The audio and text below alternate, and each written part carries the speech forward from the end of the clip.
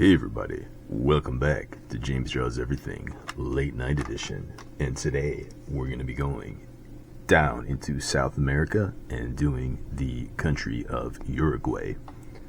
What'd you call me? No, Uruguay.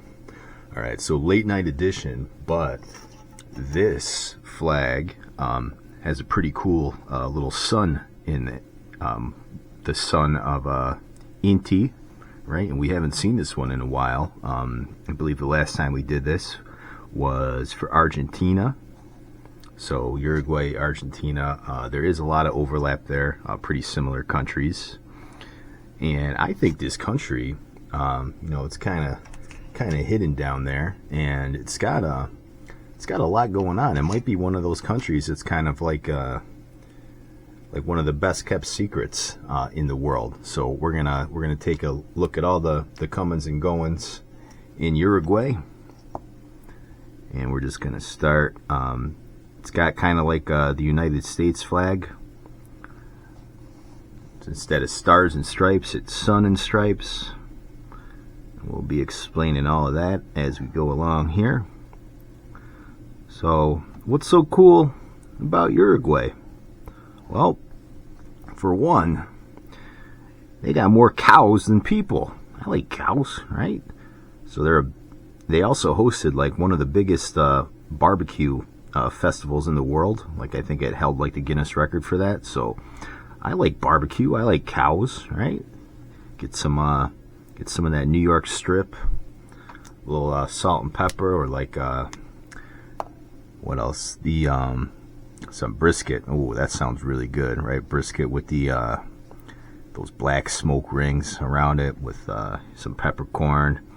Just smoke it all day, and then it gets that nice crispy bark on the outside. Ooh, maybe with a little bit of beans and mac and cheese on the side. Oh my God, I love beef. What was I talking about? Oh yeah, Uruguay. All right, back on track here. So Uruguay, it's also a relatively easy country to do business in. They have pretty low taxes. They have a very low income tax, but they do have a value-added tax. And it's also, it holds the record for a lot of South American countries, like for political stability, safety, right? So, when you heard the record for South American countries, you probably thought I was going to say crime, upheaval. No, this place is pretty stable.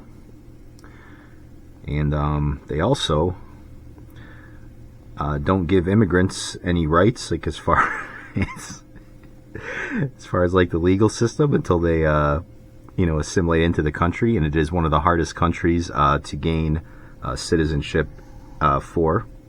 So, oh my God, a country with self-respect. Shh, don't tell the international community about this one. Again, this is going to be our little secret here, Uruguay. All right, so it's all tucked away down there. It is the southernmost country in the world as far as where its northern border goes. So it's hidden. It's way down there. And yeah, very low poverty rates. They have the lowest poverty rate in all of Central America.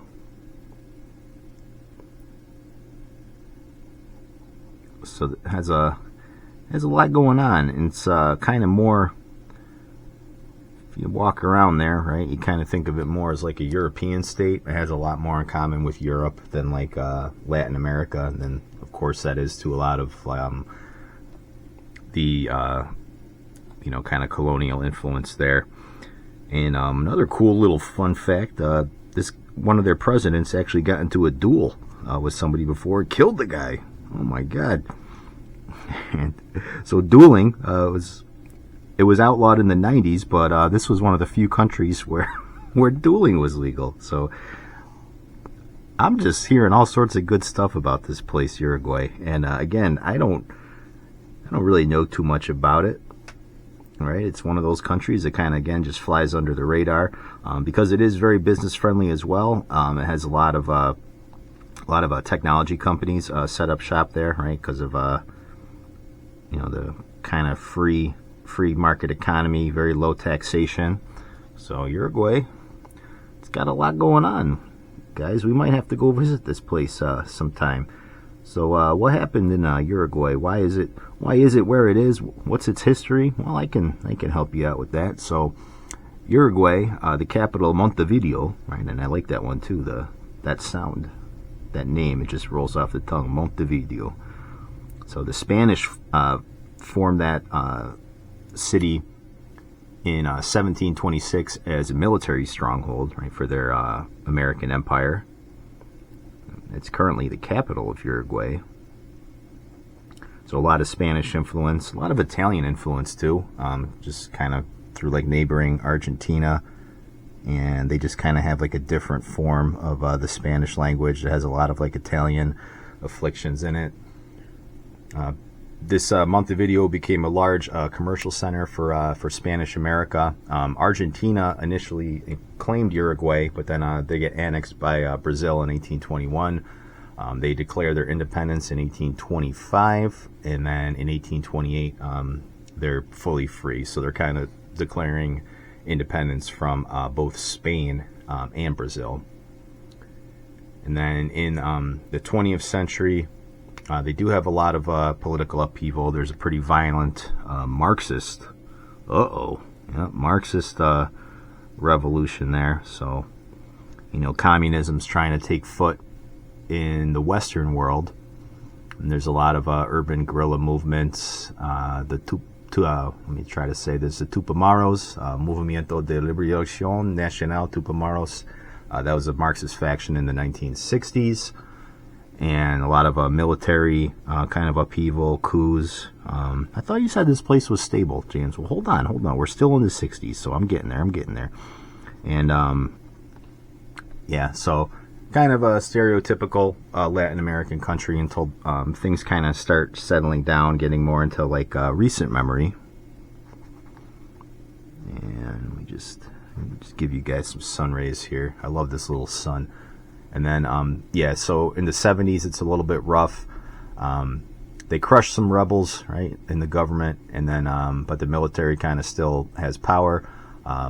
Civilian rule was restored in 1985, and then Uruguay, 1980s is kind of when they start really moving and shaking. So that's when they kind of get things under control. They boot out the commies.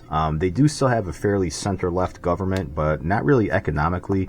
When you say Uruguay is leftist, it's more like their social policies. They are, for a Latin American country, it's kind of unusual because they're very secular, right? Usually you think Catholic, Latin America, not Uruguay. Uruguay is a little bit different, and it's its own little thing, right? They had like a coalition form, the Frente Amplio coalition, the FA.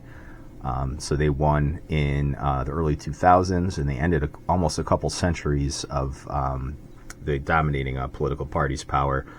So a lot more of kind of free and fair politics now, and pretty fair labor conditions. They do have a little bit of a problem with like emigration. Like a lot of people leave Uruguay for other kind of Latin American countries to work. So there's that, but that's kind of a problem that a lot of countries have, with kind of losing their best and brightest. But yeah, it's considered, like the freest country in South America. Argentina might be giving them a run for their money now, but we're still kind of new into that regime. So we'll see what happens with Argentina. And again, they're probably like that's like their best buddy, Argentina. So they have a lot of friendly trade, and they're good neighbors, right? So that's kind of Uruguay's biggest ally on the world stage. And yeah, so pretty neat country, I think. We'll just put a little face on Inti here. Right, so this is like, was it like an Incan god of the sun? Same one in the Argentina flag. I like happy suns, right? That's a pretty cool little flag there. So what do you got on this flag, James? Well, we got 9 equal stripes of white and blue alternating. And then that sun up in the corner, that's the sun of May, right? So it's got 16 rays that change between wavy rays and triangle rays. Represents the 9 original departments of Uruguay, the stripes, and then the sun is the legend of the sun breaking through the clouds on May 25th, 1810, as independence was first declared from Spain.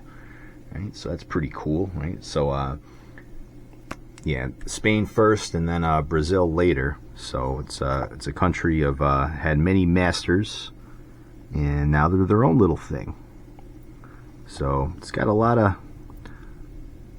cool stuff, I think, in Uruguay. Again, it's very safe country to travel to, very stable politically and economically, good for doing business in that part of the world.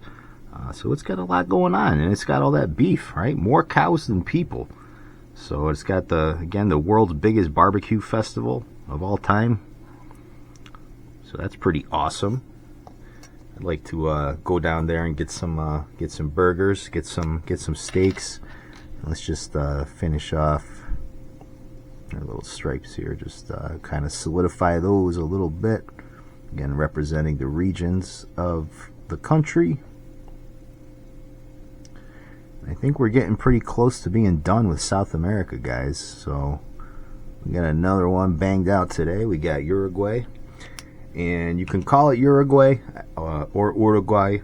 I call it Uruguay. I actually knew somebody from Uruguay, distant relative, a long time ago, and I always called it Uruguay, and he never gave me no grief. So we're gonna call it Uruguay, but you can call it Uruguay as well. Just don't call it "you are gay." Oh, can I say that? So that's Uruguay. Let me just get rid of my pencil lines here. Pretty nice little flag, right? Giving us some sun on this this dark winter day here. Well, it's not quite winter yet, but it's heading into it. It gets dark at like 4 o'clock here now. So I figured I'd give you guys a little ray of sunshine, right? And a little talk about beef and burgers and steaks and all that good stuff too. So I'm in a good mood, Uruguay. You put me in a great mood today. So let me know what you think. Like, comment, and subscribe, and I will catch you on the next video.